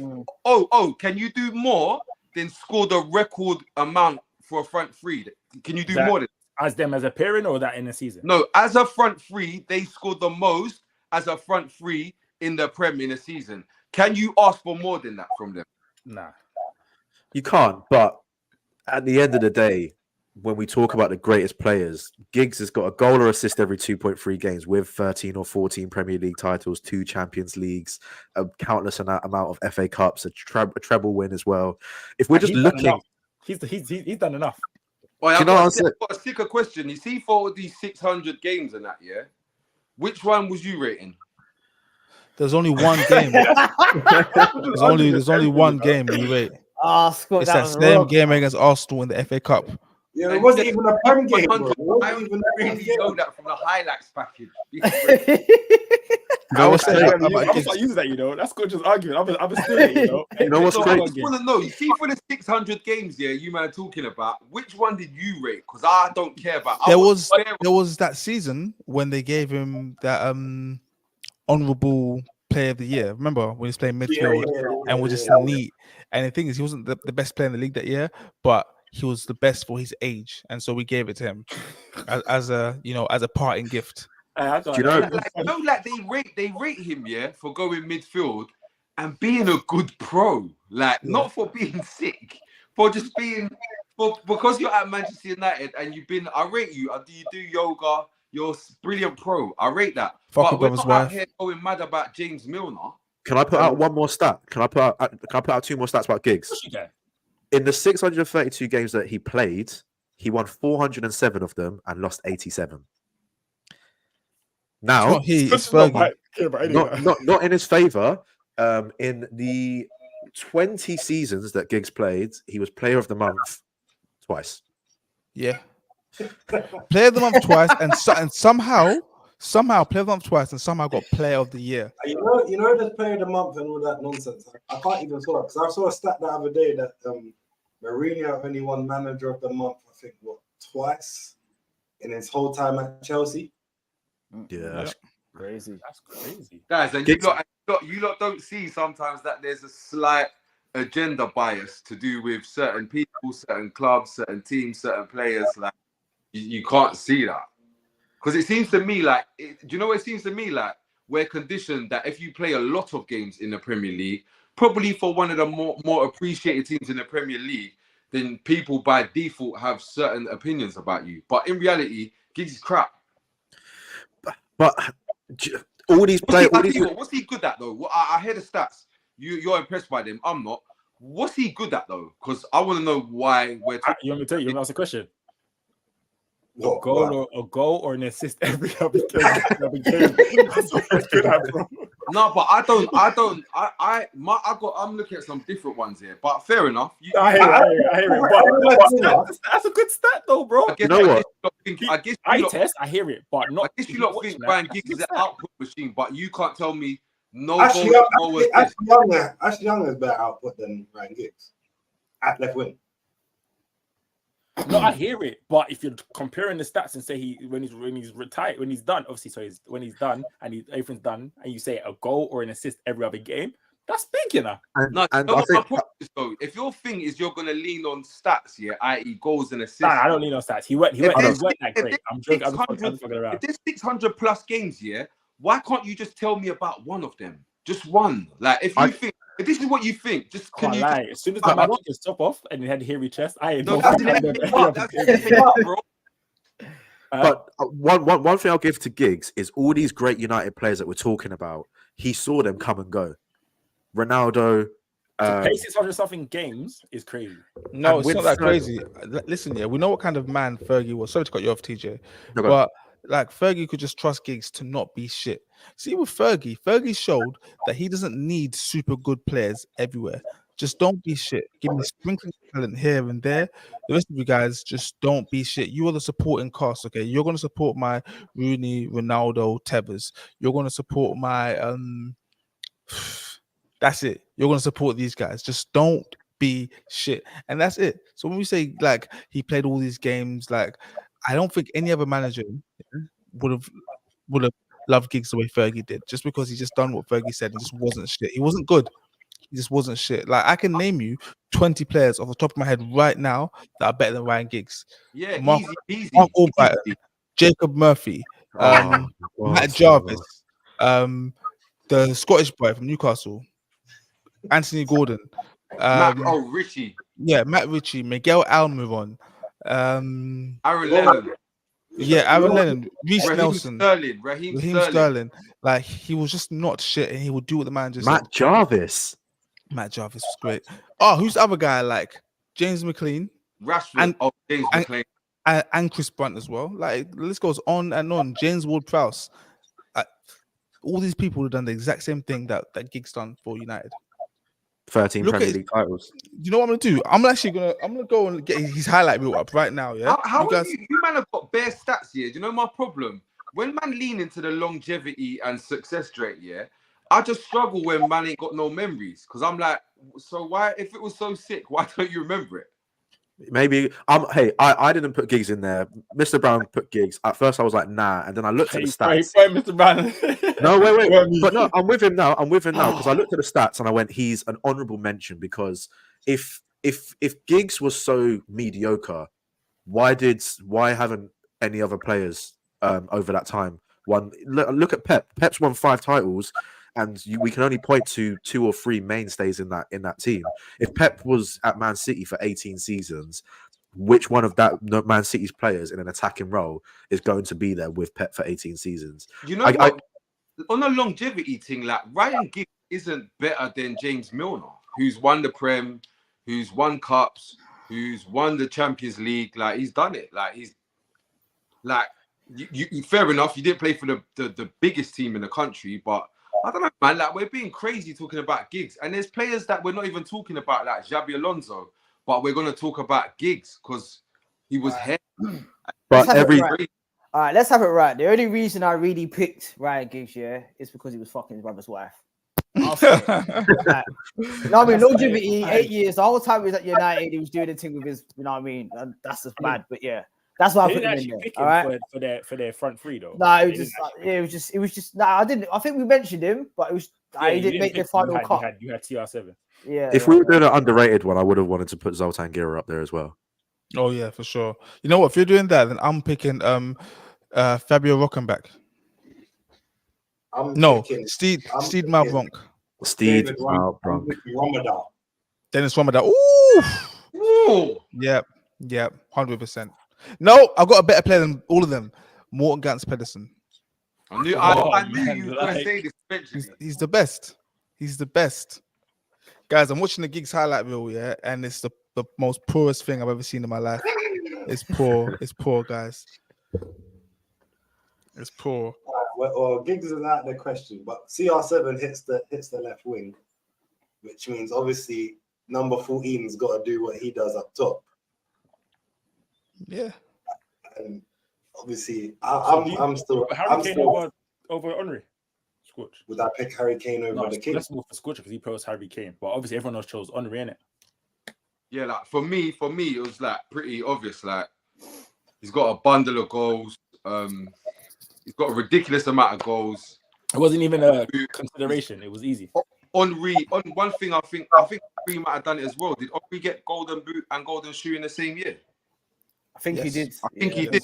Yeah, I think you're right. So for me, like that's why them two, like when you do that, this is the peak of the peak, yeah. Mm. But I just think my thinking was, I was thinking, and I know this is a Prem thing, but these are players that we've seen do play exceptionally in the other places that come back. And so my thing was, like MSN is like one of the best front threes we've ever seen ever, and Real Madrid was the like, whether you put MSN a little bit above or a little bit below, wherever you got, like, they're in the same ends. At the very least, the Real Madrid team, the BBC, was just second, innit, And I think, like, when you look at like what Bale and Ronaldo did, I think like Harry Kane's pretty much not the second coming of Benzema, but he offers the same things in a much more robust way. But it's the same package. Like, I know Benzema's got more skill and ability, cool, sweet, but it's more or less the same pack. Like, people were thinking, Harry Kane to Real Madrid makes a lot of sense. I just thought, I couldn't, in general life, I think you're going to struggle to come up with a functioning front three that works better than maybe the best or second best player you ever seen on the left. Gareth Bale, who does that, whatever you want to call that is in important games, he does that. Mr. Clutch, and then you got Harry Kane, who just is the balanceman. He's a balanceman. He's a golden boot balanceman. Like, whatever, he's gonna get the best out of those around him, but he's gonna rush the net as well. I don't know that to me, but I do get the problem of man saying, do you know what? We've got to find somewhere for Henry. So I hear it. If there was another place that I would have put. You see, if we're gonna throw Kane in there because he's been beaten off for Tottenham, no matter what's going on at Tottenham, then Rooney has to come out. Beating off, he said. God damn. I would love to put Kane in over Rooney, like, because as a player I love Kane. Like, Kane is one player that I've watched where I'm in awe of his finishing ability, but I don't think he topples Rooney ever. I wanted to put an honorable mention of Suarez in there because personally Suarez is the best player that I've ever watched. Just like other than Ronaldo, Messi, but other than those two, Suarez is just when he controlled the ball on his shoulder and then took it around the keeper, all in the matter of a split second against Newcastle. That's when I went. He's got bare moments. No one even mentioned him. No one even mentioned him, did he? I thought about Suarez, and then when Scorch said dropping in for 3 years and doing that kind of thing, it made me think about him even more. Because you can't like, you know what I'm saying, like people will say to you, oh, like they will warp your mind into thinking you're not allowed to think that. But really, what they're trying to do is make you only care about people that want to stay in the Premier League. Like, guess what? You see, Hazard, yeah, they convinced us he was the best. He went to Madrid in 2018 and never played a single El Clasico. Maybe he wasn't that good.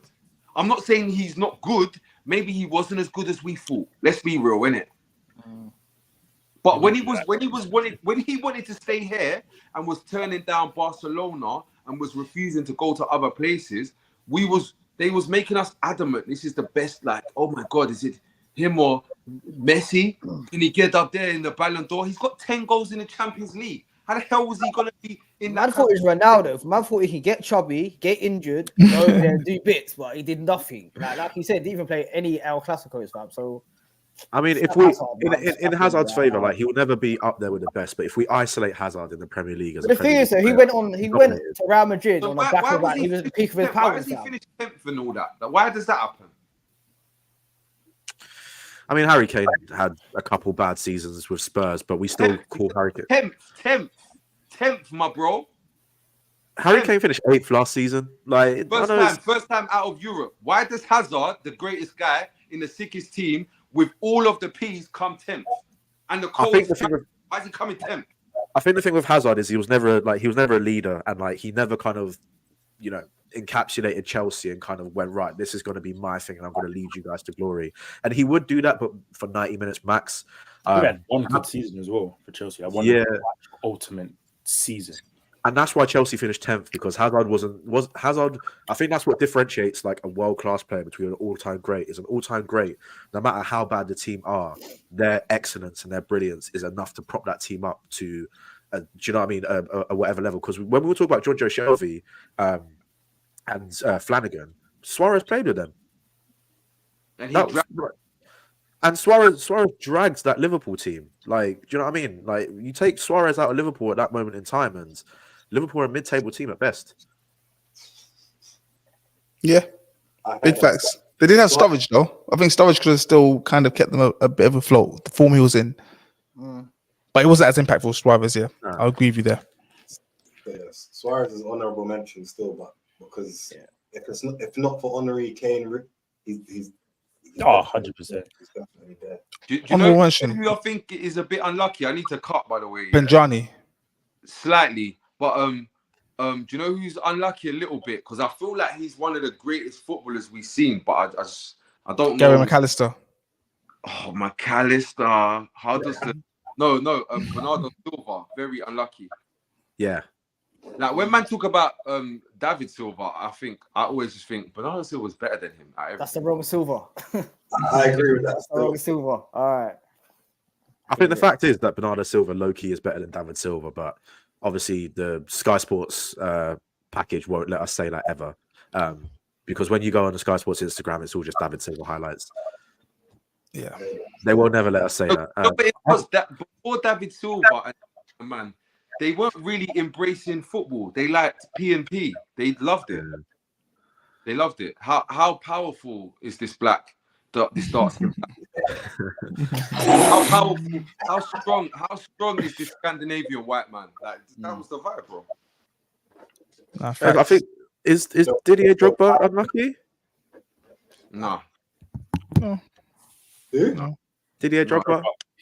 I think you're taking the piss, bro.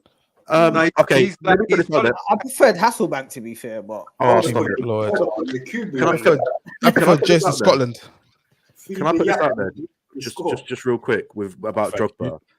Drogba took a team with Ryan Bertrand playing left wing, went into the house of the best team in the second best team in the world at that time, went 1-0 down to a Thomas Müller header, and then went, okay, I will now win this game. I have never personally, and I'm going to play devil's advocate again, I have never seen that. Like, I've never seen odds. If you were on Bet365 when Thomas Müller scored that goal and you put money on Chelsea to win, you would have been a rich man that night, a very rich man. And I have never seen odds be stacked against someone so heavily and him saying, no, I'm going to drag my team through this. and he was Maybe that. 34. Was he 34? Oh, that was his second spell, wasn't it? That was his return. Yeah, he Yeah, was but 30, that's an Ivorian 34. Everyone knows that an African 34 is, you know, you're really still only about 29, maybe 30. So yeah, because of the diet. So, you know, it's not the same. I think past his peak, Solomon Kalou was playing right wing as well. Is that when Again, they had Anelka as well on the bench? Was he there? Nah, Anelka had left by that point. I think Anelka Yeah. was playing for West Brom them times, but like, you know, Drogba, like, say what you want about Drogba, and obviously his stats aren't very good, but when you think about Drogba winning championships in the Prem, when you think about him in the Prem, he won his fair share of Premier Leagues, but like he shared that striker role with a few other players, Matthias Kesman. Who else played up front for Chelsea? Anelka, Kesman, Jesus Christ. Nicholas Anelka, he shared it with at one point. But I think with Drogba, like, because my dad's a Chelsea fan, and my dad he's African. He's an African Chelsea fan. So okay, Chelsea fan, right? You can imagine the amount of Drogba shirts that were shoved in my face that I had to reject. He tried Michael Essien, still didn't work. But when you think of Drogba, you think of, if you need someone to win a game, if you're in a final and you need someone to win a game, you're taking Didier Drogba. If it's the final game of the season and you need to win, Drogba's going to score you a hat-trick. And I think that season where he scored the ultimate season, was it like 32 goals in the Premier League? That's when Lampard tried to rob him and took the penny. I'll never forget that. Yeah. Drogba ever scored 30 in a season? Yeah, Drogba scored 32 that season, I think. No, yeah, he scored over 30 that season. 32 Prem goals. Nah. It might have been 32 all comps, surely. Yeah, I'm going for all comps because 32 Prem. Nah. That sounds a bit crazy, isn't it? Like in the Prem. Yeah, no, it was no comps. It definitely wasn't in the Prem. So who was the so we're going CR7, Rooney, and did we say Salah or Bell? Henry, and Salah. No. Yeah. Salah, I think it was. Real quick, he scored 29 goals in 32 games. Oh, that was it. Okay. Prem. That was the 2009-10 season when they won the title with Ancelotti. Not bad. Yeah, not bad. What's his other seasons? The season after that, he scored 5 goals. Like 6, 7. Yeah, 11, 5, 5, 4. Yeah. So, but yeah, I think, you know, 159 goal contributions and 254 Premier League games. It's not bad. It's not awful. OJ, what are we saying? The Premier League best 11 from 2000 to present is at the bottom. It's looking pretty good to me. Okay, so our formation, did we change it to a 4-4-2? Or did we? 4-4-2, Rooney, you know, he's dropping in, he's doing what he wants. Okay, so the best Premier League starting 11 from 2000 to present. We have Alisson, Walker, Ferdinand, Campbell, Cole. Then we got Yaya Toure, Kante, CR7. Salah on the other side. Then we got Rooney and Henry up front. You guys agree with that? I agree with that. I don't see no one beating that team. I can see some British people getting really angry at us. Lampard. Yeah, there's some British people out there that are screaming, being like, "Oh, of course, these black guys." No Lampard, no Gerrard, no Giggs, no goals. Too much P&P in there still. There's too much P&P. Hey, someone said in the comments, yeah, the 2 Africans in the midfield is not gonna work. That is crazy. And that's a good I'm seeing Scorcher's back. Scotch, you're back. Yeah, man. Yo, I'm here. Can you hear me? I'm not back. Yeah, man. He's in the back cave, right? Yeah, man. Yeah. So we just chose the best starting lineup for 2000 to present, and we went Alisson, Walker, Ferdinand, Campbell, Cole, Yaya Toure, Kante, Rooney to either pay the cam or he stays up front with Henry, and you got Salah and CR7. Yeah, that Me sounds sick. personally, I was happy for Terry to be in it, racist or not. I like a man who believes in what he believes in and stands for what he stands for. Just sticks to it. Even if it's against everything I believe in, you got to respect him as a man. So I'm pretty sure Ferdinand did the exact same thing as what Nathan just stated Terry did as well. oh, there we go. Multiple prams. So that's the team then, yeah. Alisson, Walker, Ferdinand, Campbell, Cole, Yaya, Kante. See with Yaya and Kante that midfield, I feel like it's too safe. But with Rooney in there, it's now. Wait, where's Rooney playing? What the It's hell? up to you, the manager's choice. He either plays up front or he plays as a cam. You know, Cam, second striker, or he's just free roaming, causing havoc. Coming Wait, back, hold on. pick up in the 6 and then get on the end of Then in it. that hole between the striker and the 6 and the mids. I think this formation looks a bit like a 4-2-3-1, to be honest. It's a 4-3-3. It's a 4-3-3. Yaya and Kante with Rooney in the 10. Bro, it's all of them. That's the great thing about it. Is all of those midfielders. It's all of those formations. Yeah, it's a 4-3-3. Kante, Yaya, and Rooney in the midfield. 4-2-3-1. 4-2-3-1. Yeah, that as well. Yeah, it's not a bad team. It's not a bad team. I will take out Kante for Fabregas though easily. He's on the Gives a bit bench. more balance because there's So who we got on the bench? Who's the superstar? Rory Delap. Honorable mentions are Rory Delap. Wes Morgan. Maynard Figueroa. Maynard Figueroa. Hey, what's that Stoke centre back that fouled? Waters, not Waters. No, Ryan who? Shawcross. Shawcross. No, is it? Am I Ryan thinking? Is it Shawcross. Stoke? No, the Yeah. black guy. They definitely named him with B. He's a centre back. Oh, and he played for Newcastle. Bramble, Titus Bramble. Oh, what is it? Newcastle he played for? Was it? Titus He was Bramble. Wigan. played Titus for Bramble. He's Wigan, yeah. Wigan and Newcastle. Yeah. And there's What game also was it Jean-Alain Boumsong. when he fouled you guys and you guys were just crying for ages, bro? And he should have been sent off. What, Arsenal? Yeah. Newcastle foul. Nah. I think I don't know what you're talking about. We had two fouls. One was Ramsey, one was Eduardo. Ramsey was Shawcross. Eduardo was a team that plays in blue, right? Mark Taylor, it was Birmingham, I think. Birmingham, yeah, blue team. One of them guys, man. That's when he played for Sunderland. Titus Bramble as well. Oh yeah, I can see why you mixed up Stoke and Sunderland. They're similar kids. Yeah, innit? it was Sunderland. I'm thinking when he played Similar for Sunderland, I remember that. I never get that he should have been sent off in one of them games. Oh, yeah, this is a good shout, mate. Still, this was my guy. DJ Campbell. You know. I think DJ Campbell, Ricardo Fuller, I think they're related. I just think that they're friends. Like they're just cut Can from we the give same Cameron cloth. Jones or Jermaine honorable mentions? Jermaine was whipping it in with the ankle Jermaine, bracelet. yeah. Oh my days, legend. The ankle bracelet on. Dwight Gale ending Liverpool's title charge. Oh, chill out. Yeah. Couple honorable mentions in there. Guys, I need to cut because I've still got to do some other. No, we are looking up right now. I just want to say thank you to everyone who watched. Thank you to the guys, Armchair Gaffers, Eat, Drink, and Talk Football. Again, I want to give you guys a chance to shout your ats and stuff like that. So we'll start with Armchair Gaffers.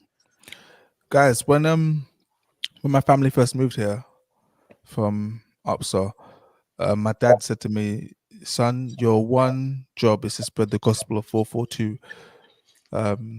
Keep it alive." And that's what I'm here to do, people. So if you want to hear the gospel of 442, please tune into Armchair Gaffers every Monday morning and sporadically throughout the week to hear the truth about football and join us on our journey to bring back 442. Make 442 great again. That's a segment he's gonna have it. That's a segment right here.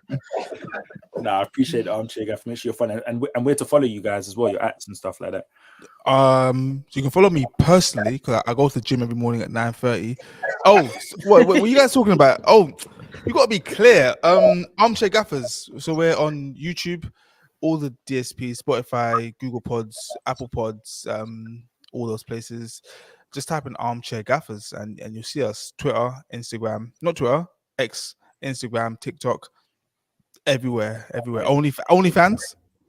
we got a new OnlyFans that's come out. Scorcher is the talent. So yeah. Doing keep you happy, yeah. Why? Why for that? Why for that?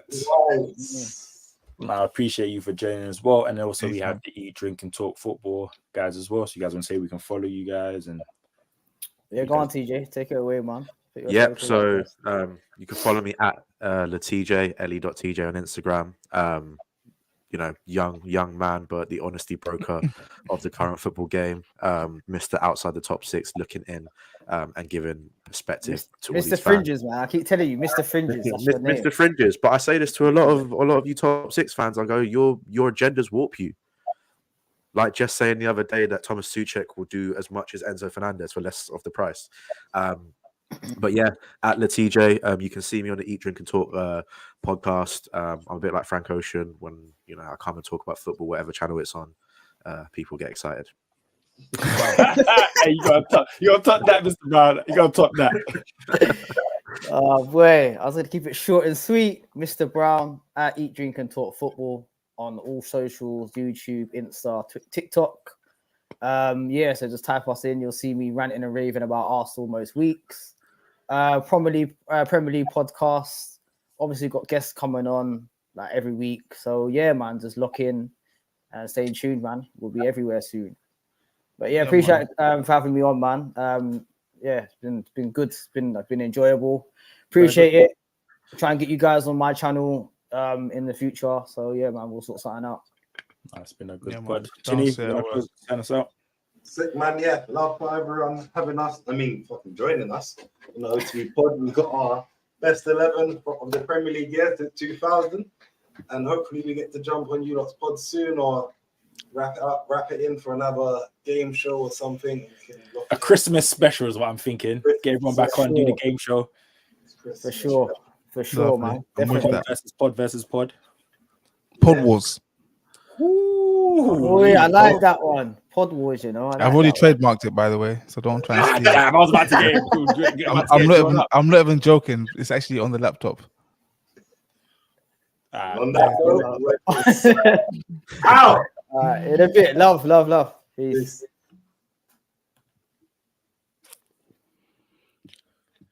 Peace.